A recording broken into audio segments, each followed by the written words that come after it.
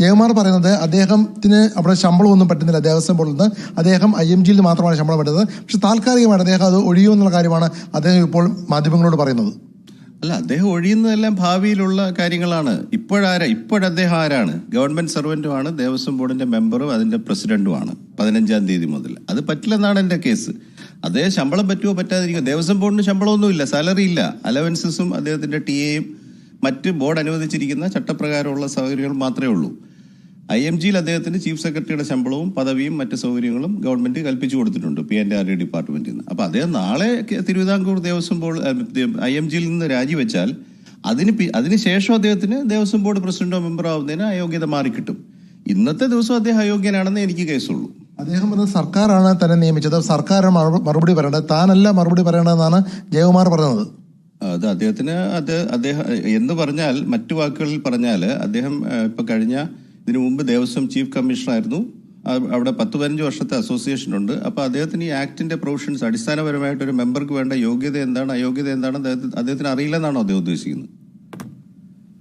അല്ല, എന്റെ സംശയം അതാണ്. സർക്കാർ പറഞ്ഞോട്ടെ, സർക്കാർ കക്ഷിയാണല്ലോ, നിയമിച്ച സർക്കാർ ഈ കേസിലെ കക്ഷിയാണ്. എന്തുകൊണ്ട് നിയമിച്ചു ആ ഭാഗം സർക്കാർ പറഞ്ഞോളൂ. പക്ഷെ അദ്ദേഹത്തിന് സ്വയം എന്താണ് അദ്ദേഹത്തിന്റെ ബോധ്യം എന്ന് മനസ്സിലാക്കാൻ താല്പര്യമുണ്ട്. എന്തൊക്കെ വാദങ്ങളാണ് താങ്കൾ നിർത്തുന്നത് ചുരുക്കി എന്ന് പറയാമോ? 2 വാദമേ ഉള്ളൂ. ഒന്ന്, ഒരു സെർവിങ് ഗവൺമെന്റ്, അതായത് office in government or government servant, ഇതാണ് ആ എക്സ്പ്രഷൻ 7(3)ലുള്ള.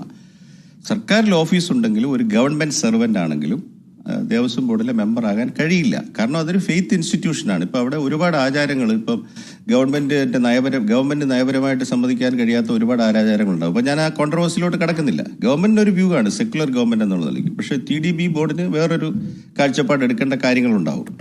3 ഗവൺമെന്റ് സർവൻസ് ആണ് നടത്തുന്നതെങ്കിൽ ഈ ക്ഷേത്രത്തിന്, ഈ അയ്യപ്പ ക്ഷേത്രത്തിന് മാത്രമല്ല, ബാക്കി 1200 ക്ഷേത്രങ്ങൾക്കും ഗവൺമെന്റ് നയത്തിൽ നിന്ന് വ്യത്യസ്തമായിട്ട് എന്തെങ്കിലും സമീപനം എടുക്കാൻ പറ്റുമോ ഫെയ്ത്തിന്റെ കാര്യത്തിൽ? അപ്പൊ അത് ഫണ്ടമെന്റൽ ആയിട്ടുള്ള ഒരു പ്രൊവിഷനാണ്. Government servants cannot be. ഈ ഗവൺമെന്റ് സപ്പോർട്ട് ചെയ്യുന്ന ഓട്ടോണമസ് ബോഡിയിലെ ആൾക്കാർക്ക് പോലും മെമ്പർ ആകാൻ സാധിക്കില്ല.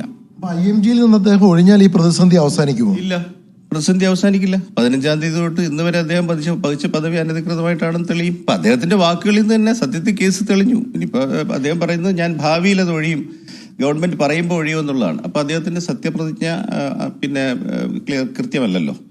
അദ്ദേഹം സത്യപ്രതിജ്ഞ ദിവസം അദ്ദേഹത്തിന് യോഗ്യതയില്ലല്ലോ. സത്യപ്രതിജ്ഞ ചെയ്യാതെ ഇതിൽ പ്രവർത്തിക്കാൻ പറ്റില്ല, അതും ബോർഡിന്റെ ചട്ടമാണ്.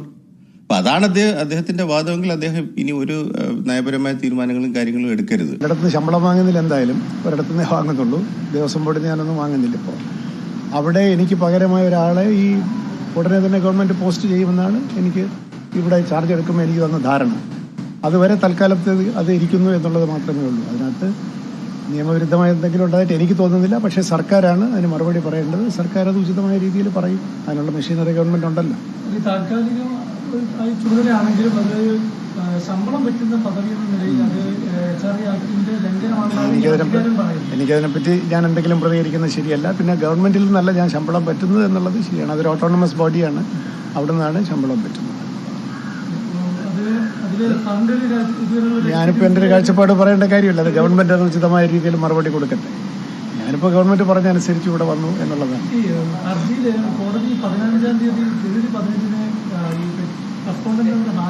റെസ്പോണ്ടന്റ് ഞാനാണോ ഗവൺമെന്റ് ആണോ? ഞാൻ കണ്ടില്ല, ഒന്നും പത്രത്തിൽ കണ്ടായിരുന്നു, മാധ്യമങ്ങളിൽ കണ്ടായിരുന്നു. ഇതിനകത്ത് ഞാൻ എന്തെങ്കിലും എൻ്റെ ഒരു പ്രവൃത്തി അല്ലല്ലോ ഇവിടെ ചോദ്യം ചെയ്തിരിക്കുന്നത്. ഗവൺമെന്റിന്റെ ഒരു തീരുമാനമാണ് ചോദ്യം ചെയ്തിരിക്കുന്നത്. അതുകൊണ്ട് ഗവൺമെന്റാണ് അതിന് ഉചിതമായ രീതിയിൽ മറുപടിയും കൊടുക്കേണ്ടതും അത് ഡിഫെൻഡ് ചെയ്യേണ്ടതും.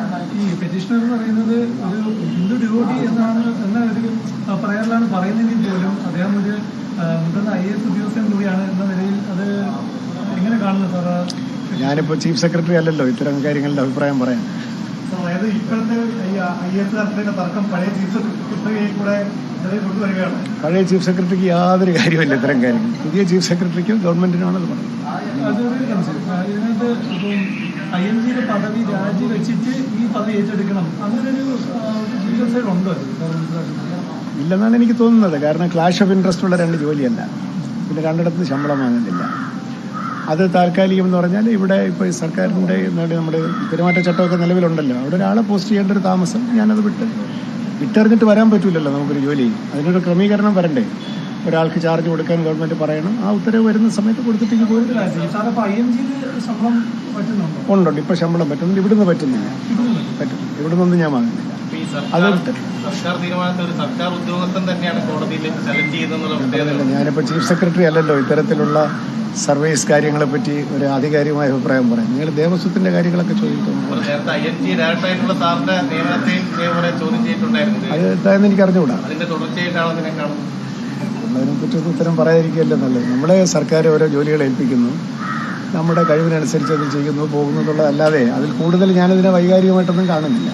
ദേവസ്വം ആക്ട് 7/3 ഇത്തരത്തിലുള്ള കാര്യം പറഞ്ഞിട്ടുള്ളതാണ് ഹർജി പറഞ്ഞിരിക്കുന്നത്. അപ്പൊ അതിലിങ്ങനെ ഇരട്ട പദവി ഭരിക്കാൻ പാടില്ല, അതായത് സർക്കാർ ശമ്പളം പറ്റുന്ന ആള് ദേവസ്വം അംഗമായിരിക്കാൻ പാടില്ല എന്നാണ് അതിൽ പറയുന്നത്.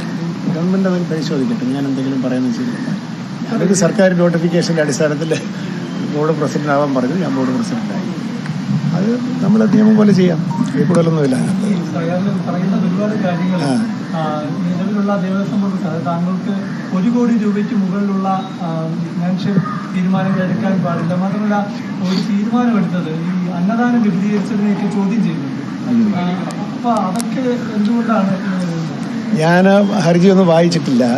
ഇതൊന്നും ദേവസ്വം ബോർഡ് ഒരു മാനുവലിന്റെ അടിസ്ഥാനത്തിലും ചില കീഴ്വഴക്കങ്ങളുടെ അടിസ്ഥാനത്തിലൊക്കെയാണല്ലോ പ്രവർത്തിക്കുന്നത്. നമുക്ക് ചില ഫൈനാൻഷ്യൽ പവേഴ്സ് ഉണ്ട്, കോടതിയുടെ നിരീക്ഷണമുണ്ട്. അപ്പോൾ കോടതി ചില നിയന്ത്രണങ്ങളൊക്കെ വെച്ചിട്ടുണ്ട്. അതിൻ്റെ ഉള്ളിൽ നിന്നുകൊണ്ട് ഈ ഒരു സ്വയംഭരണ സ്ഥാപനം എന്നുള്ള നിലയ്ക്ക് ബോർഡ് അതിന് ഉചിതമായിട്ടുള്ള തീരുമാനങ്ങൾ എടുക്കുന്നു. അത് ചിലർക്ക് ഇഷ്ടപ്പെടും, ചിലർക്ക് ഇഷ്ടപ്പെടുകയില്ല. പക്ഷെ അതിന് നിയമപരമായി ചോദ്യം ചെയ്യുന്നതിൻ്റെ യുക്തി ഒക്കെ മാത്രമല്ല ഹൈക്കോടതിയുടെ നേരിട്ടുള്ള ഒരു നിരീക്ഷണത്തിലാണല്ലോ ഞങ്ങളൊക്കെ ഇരിക്കുന്നത്. ശരിക്കും പറഞ്ഞാൽ ഇപ്പോൾ മരാമത്ത് പണികൾക്ക് 20 ലക്ഷത്തിന് മേലുള്ളത് കോടതിയിൽ പോയി അനുവാദം വാങ്ങിക്കണം. അന്നദാനത്തിൻ്റെ കാര്യത്തിൽ അന്നദാനത്തിൽ ഇന്നിപ്പോൾ നമ്മൾ എടുത്ത ഒരു തീരുമാനം എങ്ങനെ നടപ്പിലാക്കുക എന്നുള്ളതിൻ്റെ അന്തിമ തീരുമാനം ആണ് ഇന്നത്തെ ബോർഡിലെ ആദ്യത്തെ തീരുമാനം. അത് ബോർഡ് അതിൻ്റെ തീരുമാനം എടുക്കുന്നു. ഓരോരുത്തർ ആരെങ്കിലും കൊണ്ട് ഇപ്പോൾ കോടതിയിൽ എന്തെങ്കിലും പറഞ്ഞാൽ അതിന് മറുപടി പറയുന്നത് ശരിയല്ല.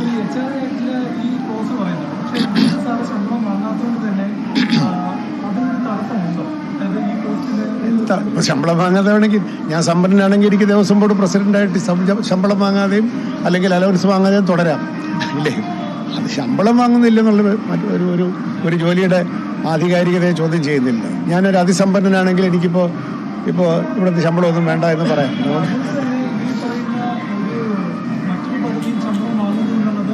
തടസ്സമല്ലെന്നാണ് എനിക്ക് തോന്നുന്നത്. വരട്ടെ, ഏതായാലും നിയമപ്രശ്നമായിരിക്കില്ല. അത് അവിടെ വെച്ച് കാണാം. നമുക്ക് ഗവൺമെന്റാണ് ഇതിന് ഉത്തരം പറയേണ്ടത്, ഞാനല്ല.